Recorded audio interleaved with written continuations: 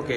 প্রিয় দেশবাসী, আজকে ছাত্র নাগরিকের যে সবার গণবিস্ফোরণের কারণে যে আমাদের প্রাথমিক বিজয় অর্জন হয়েছে, সেই প্রাথমিক বিজয়কে দীর্ঘায়িত করার জন্য আপনারা নিজ নিজ জায়গা থেকে সামাজিক নিরাপত্তা বলয় আপনারা তৈরি করুন এবং আপনাদের পাশে যারা সংখ্যালঘু রয়েছে তাদের নিরাপত্তা নিশ্চিত করুন।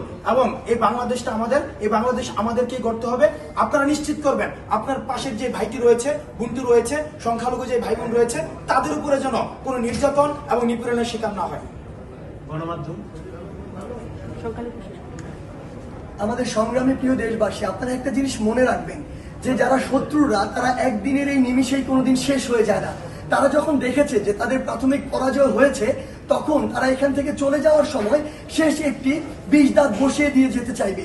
সেটি হতে পারে যে আমাদের আশেপাশের যে সংখ্যালঘু ভাই বোনেরা রয়েছে তাদেরকে আঘাত করার মাধ্যমে, প্রোপাগান্ডা ছড়ানোর মাধ্যমে, গুজব ছড়ানোর মাধ্যমে, কিংবা এটিও হতে পারে যে দেখবেন আমাদের যে সেন্সিটিভ ইস্যুগুলো রয়েছে, আমাদের গণমাধ্যম কর্মী ভাই বোন বৃন্দ, আমাদের অ্যাম্বুলেন্স, আমাদের ফায়ার সার্ভিস, আমাদের শিক্ষা প্রতিষ্ঠান, আমাদের হাসপাতাল, এই জায়গাগুলোতে তারা আঘাত করতে চাইবে, আগুন দিতে চাইবে।